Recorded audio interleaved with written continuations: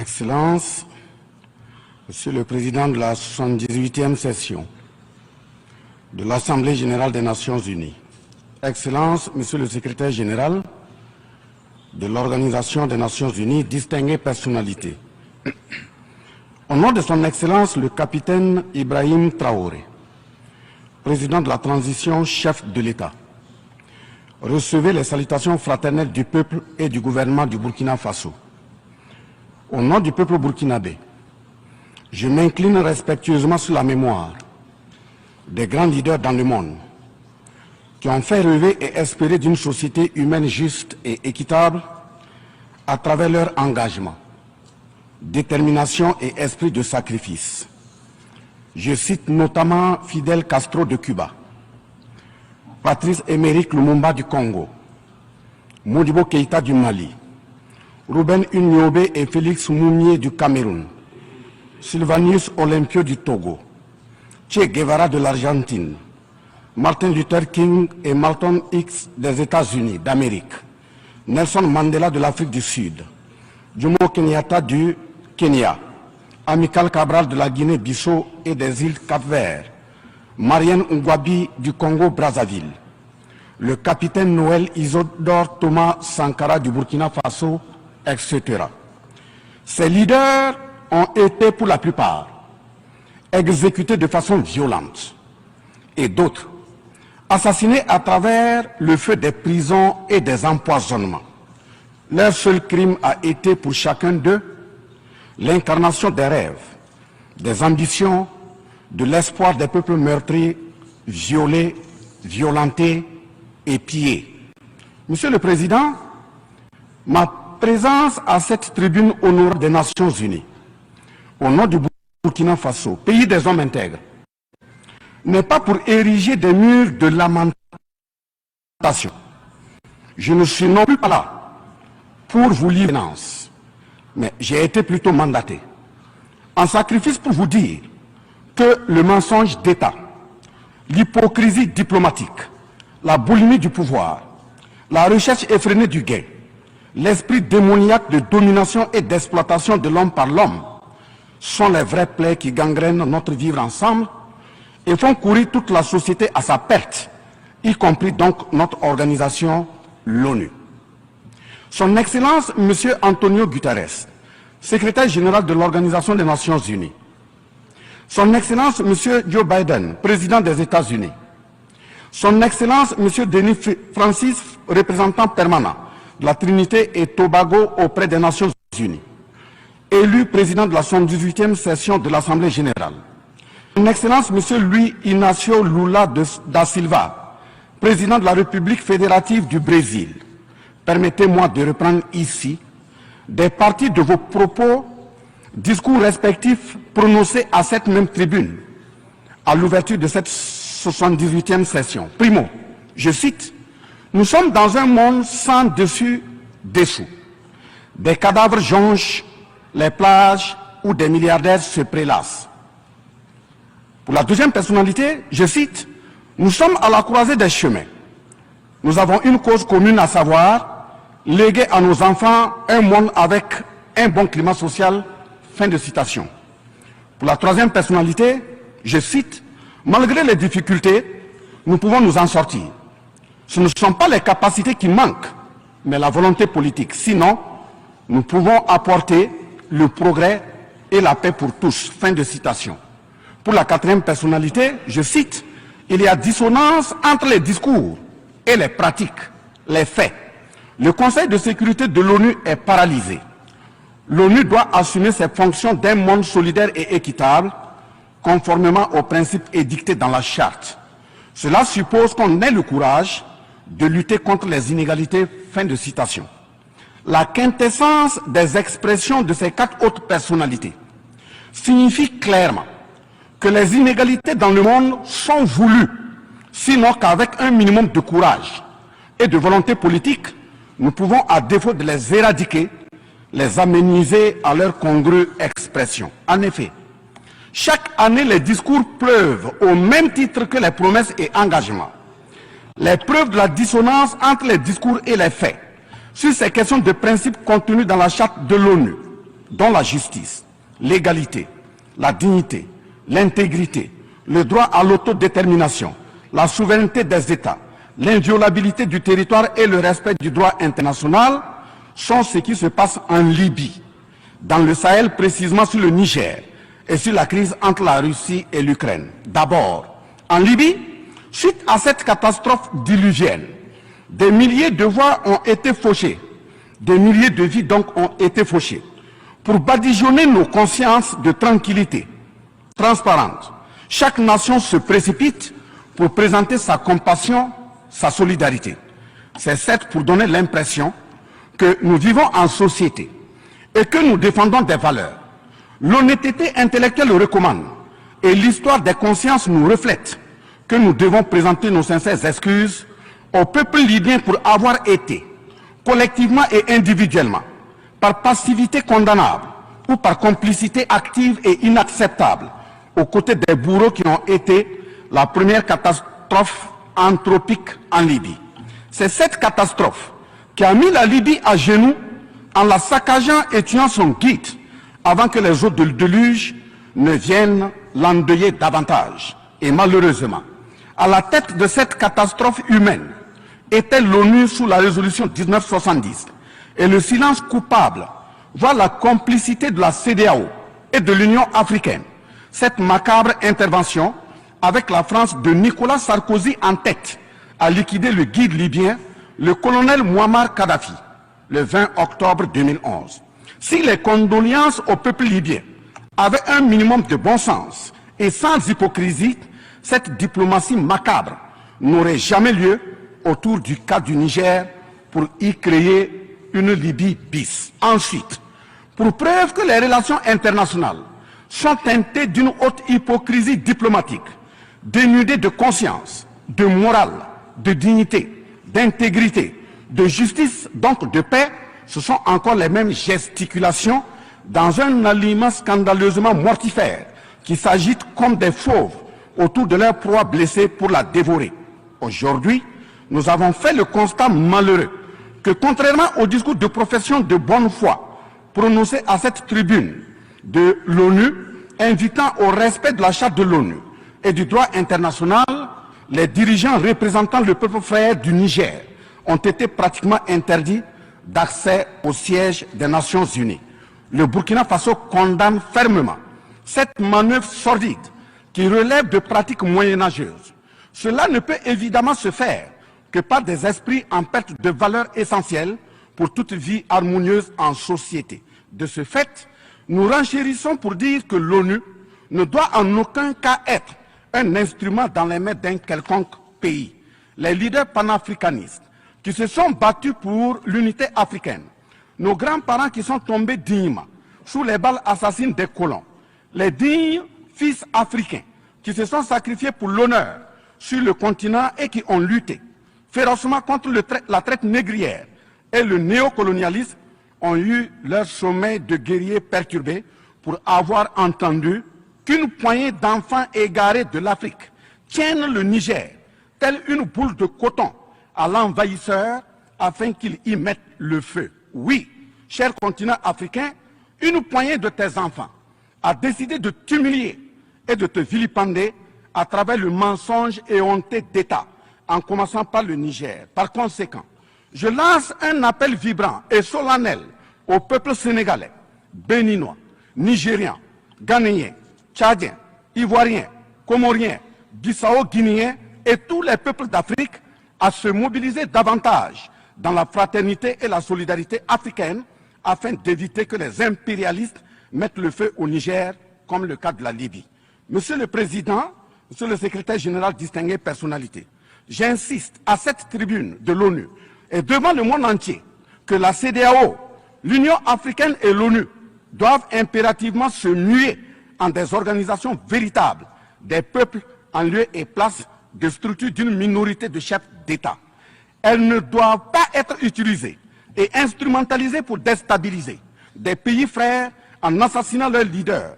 Ce n'est qu'à ce prix que la charte de l'ONU et le droit international auront un sens. Enfin, parlant de la charte de l'ONU et du droit international, un conflit entre la Russie et l'Ukraine est est entretenu et voulu par certaines puissances. Ainsi, plusieurs pays occidentaux, notamment les États-Unis et l'Union européenne, y ont déversé toute sorte de soutien, notamment militaire.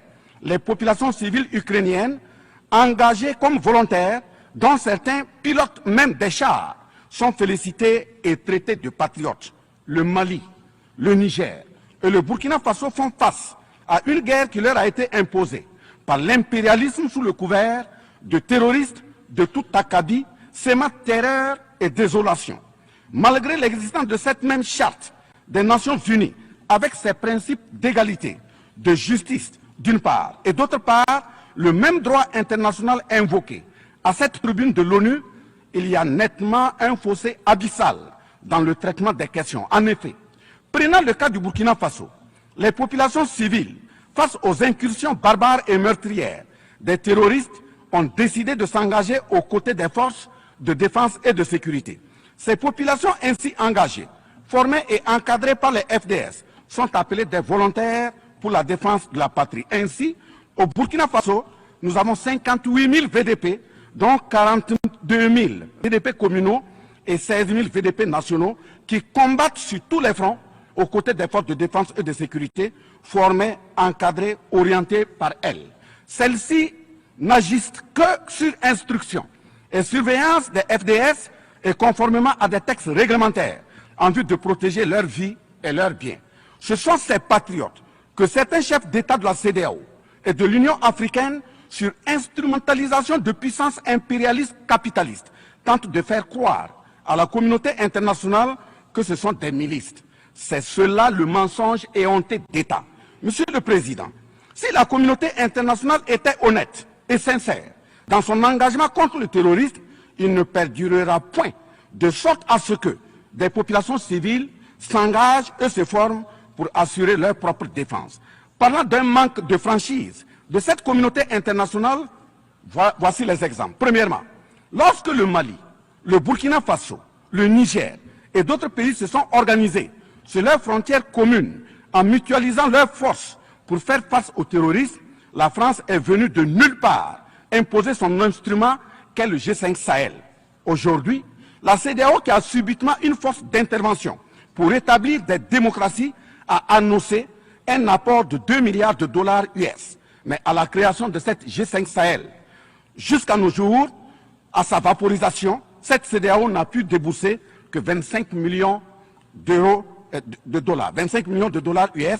Où est donc le sérieux dans la défense des vies humaines prônée par la Déclaration universelle des droits de l'homme et des peuples? Deuxièmement, le Burkina Faso subit des sanctions cyniques suite au coup d'État du 30 septembre 2022.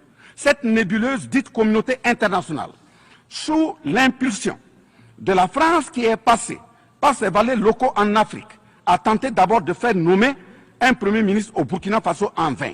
Ensuite, ils sont passés à l'imposition de ministres dans des postes stratégiques au sein du gouvernement burkinabé en vain.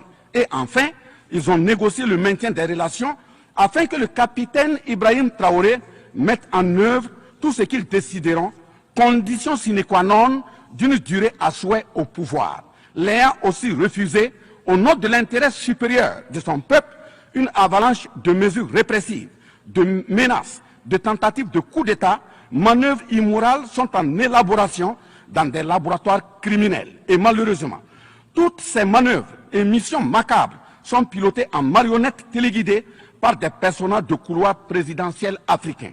C'est ainsi que même cette fameuse initiative d'Accra, sans le Mali, n'a pas fait long feu. Troisièmement, en plus des coupures d'aide, d'annulation de conventions de formation de nos forces de défense et de sécurité, nous assistons au blocage de notre matériel militaire, commandé avec la sueur de nos compatriotes, toujours sous l'impulsion de la France. En exemple, pour les vecteurs aériens nécessaires pour le contrôle et la défense du territoire, nous avons eu un contrat avec le Brésil, dont la licence d'armes devait provenir de la Belgique, et le système de navigation de tir ainsi que des caméras des États-Unis d'Amérique, puis un moteur du Canada. Ces moyens sont aujourd'hui fallacieusement et cyniquement bloqués. Vous parlez de défense des droits humains à cette tribune de l'ONU. Je vous invite donc à nous livrer incessamment nos armes pour la défense et la protection de nos populations meurtries. En tout état de cause, vous êtes solennellement saisis.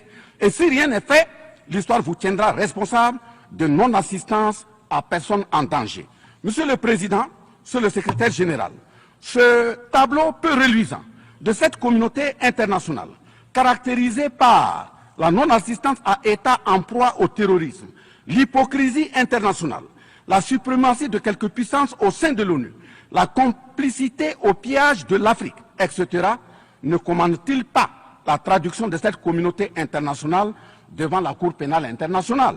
En un mot, notre sécurité sera assurée par nous-mêmes en priorité et non par quelqu'un d'autre. Sur la question de la présence de Wagner au Burkina Faso, chantée par une certaine presse téléguidée depuis l'Élysée, je répondrai ceci. Oui, Monsieur le Président, c'est nous les Wagner du Burkina Faso. Oui, ces braves forces de défense et de sécurité et volontaires pour la défense de la patrie sont les Wagner du Burkina Faso. Par conséquent, du haut de cette tribune de l'ONU, je magnifie le sacrifice de tout patriote au nom de l'intérêt national. Je salue vivement la mémoire de tous ceux qui sont tombés les armes à la main et magnifie le courage et l'intégrité de ceux qui sont toujours en vie et foncent inexorablement et de façon sacrificielle vers la victoire de notre peuple et la sauvegarde de notre patrie. Au lieu de nous aider à arrêter cette saignée humaine, ce sont des accusations fallacieuses, des mensonges éhontés d'État, englobés dans une diplomatie d'hypocrisie et des menaces voilées pour nous indiquer des partenaires à fréquenter et des conduites à tenir. Nous disons non. Au nom de la même charte des Nations Unies et du droit international que vous évoquez tous et toutes ici à cette tribune, les peuples africains en général et sahéliens en particulier sont résolument engagés à assumer absolument et pleinement leur émancipation totale pour un progrès social véritable. Ainsi, le Burkina Faso liera de façon souveraine ses partenariats avec qui il veut et achètera ses moyens de défense avec qui il veut. Qu'un pays s'appelle Russie, Iran, Turquie, Azerbaïdjan, Cuba, Nicaragua, Corée du Nord, le Burkina Faso y achètera et y vendra librement ses produits sans intermédiaire, encore moins une autorisation de qui que ce soit. Et cela advienne que pourra. Monsieur le Président, Monsieur le Secrétaire général, parlant toujours d'hypocrisie et de mensonges d'État, dans cette question de lutte contre le terrorisme, en général et dans le Sahel en particulier, voici d'autres faits que vous n'ignorez certainement pas et j'en suis certain. Primo, dans le Sahel, nous avons près d'une dizaine de milliers de soldats d'armées étrangères, composés en majorité de soldats français, mais également des soldats américains, allemands, italiens, etc., avec des armes, des matériels volants et de surveillance les plus sophistiqués au monde. Et malgré tout, personne ne voit des colonnes de centaines de terroristes se déplacer pour aller servir la désolation et la mort, souvent avec des armes inimaginables. Au Mali, au Niger et au Burkina Faso, il n'y a ni usine de fabrique d'armes, ni de munitions. Qui recrute donc ces terroristes? Qui les entraîne? Qui les dote en permanence? Qui les nourrit et avec quels moyens? Croyez-vous à cette philanthropie au nom de laquelle des Occidentaux vont envoyer leurs militaires au Sahel mourir pour des beaux yeux des Sahéliens? Si oui, qu'est-ce qui justifie les énervements et autres gesticulations puériles et diplomatiques dès qu'on dit à la France de déguerpir militairement? La vraie raison, ce sont les ressources du sous-sol au Sahel. En effet, l'Assemblée nationale française a voté la loi numéro 057-7-27 du 10 janvier 1957, parue dans le journal officiel de la République française du 12 janvier 1957, portant création de l'Organisation commune des régions sahariennes, OCRS, qui regroupe des parties du Mali, du Burkina Faso, du Niger, de la Mauritanie, de l'Algérie, etc. Cette zone n'a jusque-là pas d'égal dans le monde en termes de richesse de sous-sol. À titre d'exemple, la nappe phréatique la plus importante va de la Mauritanie à la Somalie, en passant par le Mali, l'Algérie, la Libye, le Niger, etc. Le journal Le Monde du 23 juillet 1957 avançait le chiffre de 6 à 7 millions de tonnes de pétrole comme production potentielle annuelle du Sahara. En plus de ces ressources naturelles, nous avons l'uranium, l'or, le cobalt, le zinc, le diamant, le lithium, le cuivre, etc. Si vous, les Occidentaux, vous aimez tant les Sahéliens pour y amener vos militaires, mourir au nom de la démocratie, de la liberté, des droits humains et de la paix, pourquoi tout le continent africain, qui compte 1,3 milliard d'habitants, dont le deuxième continent le plus peuplé, avec 30 415 873 km² et 54 États, n'a aucun siège permanent au sein du Conseil de sécurité avec un droit de veto.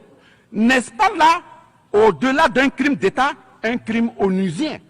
Donc, acte aux mentions diplomatiques grossiers consistant à dire que ces puissances impérialistes viennent au Sahel pour défendre la démocratie et des droits humains.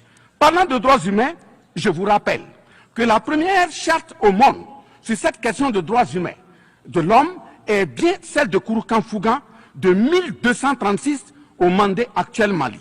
De ce fait que les moralisateurs expansionnistes gardent leur rhétorique de respect des droits humains à géométrie variable pour leurs terroristes qu'ils encadrent. Secondo, l'Afrique n'aime pas comparer les morts. C'est un manque d'éducation que de le faire.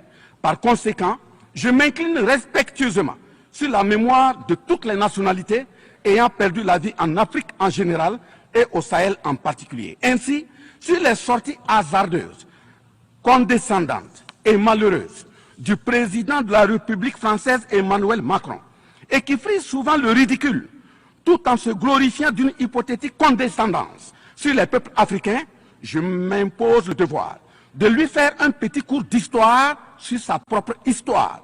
Voilà pourquoi les salles de classe sont faites pour que les enfants apprennent les cours et grandissent bien, que de s'adonner à autre chose, au risque de se perdre à jamais. Mais pour commencer, je précise qu'aucun peuple africain ne s'est opposé au peuple français. Il n'y a pas donc de sentiment anti-français en Afrique. Il n'y en aura jamais du fait de notre légendaire hospitalité et amour du prochain.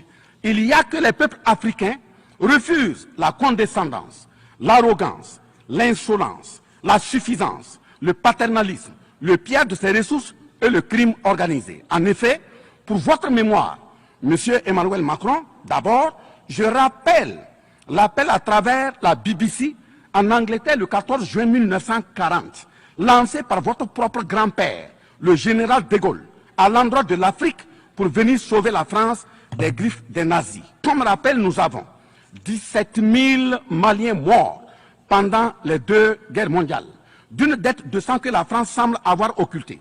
S'ils le veulent, qu'ils aillent dans le livre, confère livre de Bakary Kania, professeur agrégé de l'université Sorbonne.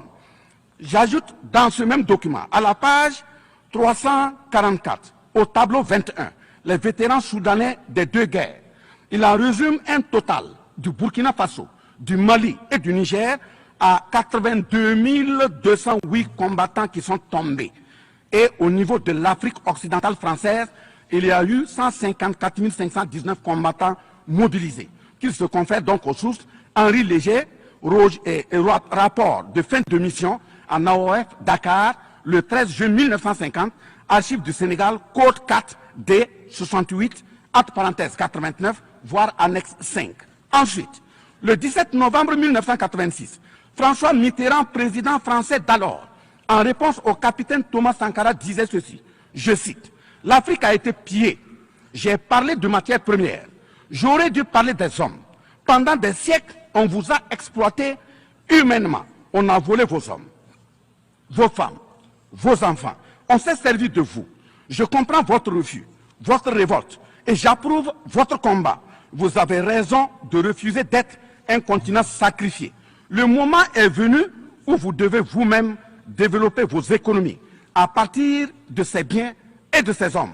Et le devoir de ces pays qui ont profité abusivement du travail africain, c'est de restituer à l'Afrique une part de ce qui a été pris au travers des siècles derniers. Fin de citation. Effectivement, l'Afrique a toujours été vachement pillée, mais elle reste riche en hommes, en valeur et en richesse minière. Pour preuve, parlant de ces ressources minières, l'Afrique, c'est 30% des ressources minérales mondiales, 40% des réserves d'or, 33% des réserves de diamants, 80% des réserves de coltan, 60% des réserves de cobalt, 55% des réserves en uranium, etc. C'est pour la défense ferme de cette Afrique que la jeunesse africaine est plus que jamais debout. Monsieur Macron, avez-vous encore besoin d'un peu d'histoire pour vous remémorer? Enfin, bien avant cette sortie regrettable et donc malheureuse du président français Emmanuel Macron, il s'était attaqué, comme tant d'autres de ses compatriotes politiciens, à la maternité africaine. Et là aussi, je tiens à lui rappeler que l'Allemagne compte 80 millions d'habitants environ sur une superficie de 347 000 km² face au Congo, qui a 95 millions d'habitants sur une superficie de 2 345 000 km². Deuxièmement, la Belgique compte 11 millions d'habitants sur une superficie de 30 000 km² face au Gabon, qui a 2,5 millions d'habitants sur une superficie de 267 000 km². Troisièmement, la France compte 68 millions d'habitants sur 672 329 km² face à la Namibie, qui compte 2,5 millions d'habitants sur une superficie de 825 000 km². C'est fort de tout ce qui précède que, justement, Aimé Césaire, paix à son âme, disait, je cite, « L'Afrique est le seul continent au monde où les populations chantent et dansent et applaudissent pour ceux qui les appauvrissent, les affament et les torturent. Le malheur de l'Afrique, c'est d'avoir rencontré la France. » Fin de citation. Certes que l'Occident a violenté, volé et violé l'Afrique. Quelle est notre part de responsabilité en tant que dirigeants africains? N'est-ce pas nous, dirigeants africains, qui prêtons le flanc pour qu'on nous piétine? En effet, nous avons abandonné notre identité pour ne rien être. Nos noms ont disparu pour faire place à d'autres noms importés et qui ne collent pas à nos réalités. Il nous faut reconquérir notre culture. Nous avons singé en copiant l'Occident, en monogamie. Voilà qu'aujourd'hui, on veut nous faire croire que des contre-valeurs, des attitudes contre la nature relèvent du ressort de la liberté. Il ne sera pas question d'homosexualité en Afrique, je le répète. Il ne sera pas question d'homosexualité chez nous. Monsieur le Président, ce qui vient d'être décrit sont les étiquettes profondément malheureuses d'une ONU aujourd'hui résumée qu'à sa portion de forme, car 1,2 milliard de personnes sont plongées dans la misère. 2 000 milliards de dollars US dans l'armement. 20 fois le budget de l'ONU dans le nucléaire. Sur les questions de développement, l'Afrique reçoit du FMI et de la Banque mondiale 34 milliards de dollars contre 160 milliards de dollars pour l'Occident. La paralysie du Conseil de sécurité de l'ONU, la paralysie de l'Organisation mondiale du commerce, la montée des tensions suite au repositionnement géostratégique. L'Organisation mondiale du commerce également encore bloquée. Le Fonds monétaire international FMI et la Banque mondiale qui fonctionnent en véritable usurier. L'Organisation mondiale de la santé qui est de plus en plus dominée par les firmes pharmaceutiques de rente, donnant ainsi une priorité commerciale que sociale aux vaccins tels que le vaccin contre la Covid-19. L'ONU qui devient de plus en plus l'ombre d'elle-même de par les tentatives de sa prise en otage par un conglomérat de puissances internationales impérialistes, brouillant ainsi la clarté et le sérieux dans ses prises de position, etc. Par conséquent, les peuples africains en général, et sahéliens en particulier, se battront vigoureusement pour que la CEDEAO, l'Union africaine et l'ONU soient des institutions au service véritablement des peuples du monde pour leur profonde émancipation et le progrès social véritable. Parce que ce sont les manquements de ces organisations, leur manque de sincérité, leurs décisions clientélistes et à géométrie variable, la couverture des tripatouillages constitutionnels avec leur lot de crimes, la promotion de la mauvaise gouvernance, le pillage, la désorganisation sociale et la corruption qui conduisent immanquablement au coup d'État, qui ne sont donc que des conséquences. Traitons donc les causes et les conséquences disparaîtront d'elles-mêmes. Mais si nous continuons avec ce jeu de l'Autriche, à la diplomatie d'hypocrisie, aux mensonges éhontés d'État, aux crimes organisés, au tripatouillage constitutionnel et à la fabrication de l'armée à la tête de nos États africains, même l'ONU risque de ne pas échapper à un coup d'État. À bon entendeur, salut. Dans ce sens,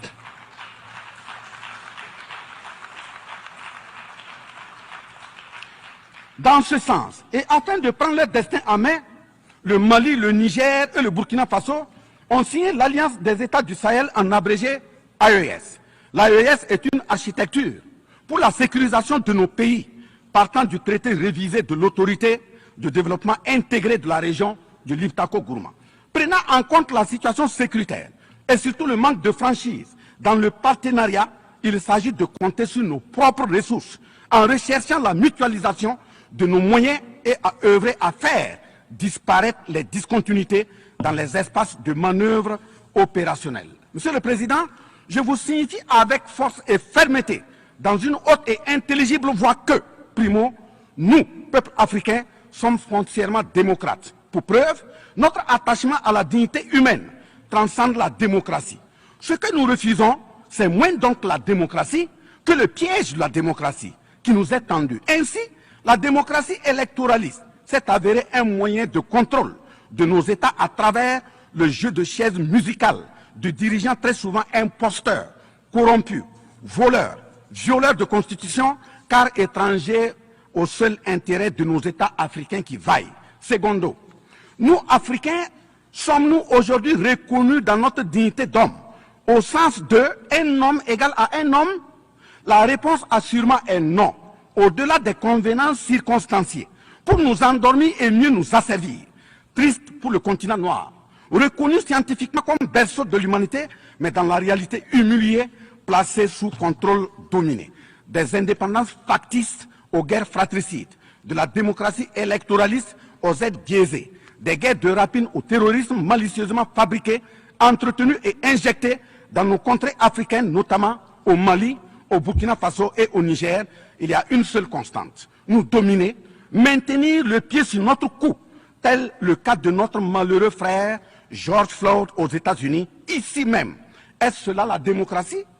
Et il se trouve des partisans de cette conception étriquée de la liberté pour justifier intellectuellement l'asservissement et la barbarie contre nos peuples en lutte pour leur dignité et leur souveraineté au nom d'un principe paradoxal de liberté qui, in fine, assassine la liberté. Oh liberté, quel crime n'a-t-on pas commis en ton nom? C'est pourquoi nous décidons désormais de dire non. Non à tous ces amis qui veulent du bien au point de nous menacer de guerre pour imposer leur amitié.